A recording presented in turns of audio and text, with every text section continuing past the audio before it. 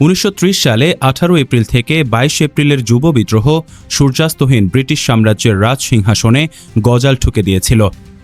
আর সেই কারণেই চট্টগ্রাম যুব বিদ্রোহকে তারা জনতার সামনে অস্ত্রাগার লুণ্ঠন হিসেবে প্রচার করেছিল।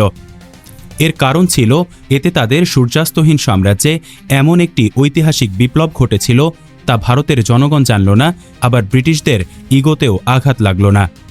চট্টগ্রামের স্বাধীনতার ওই 4টি দিন চট্টগ্রাম ছিল বিপ্লবীদের সম্পূর্ণ করায়ত্তে। ইংরেজদের কোনো ক্ষমতা ছিল না ওদের ফেরাবার। তা যদি ব্রিটেনের ট্যাক্স পেয়াররা জেনে ফেলত তাহলে তা সরকারের জন্যে খুব সুখকর হতো না।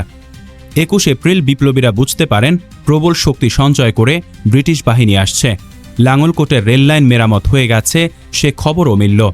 তাই বিপ্লবীরা জালালাবাদ পাহাড়ে চূড়ান্ত যুদ্ধের প্রস্তুতি নিতে শুরু করলেন।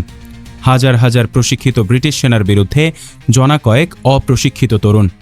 অসময়ী লড়াইয়ের ফল সবাই জানতেন, তবুও তারা এমন কাজ করে দেখিয়েছিলেন ব্রিটিশ সাম্রাজ্যের বিরুদ্ধে যা কখনো কেউ করার সাহসও দেখাতে পারেনি।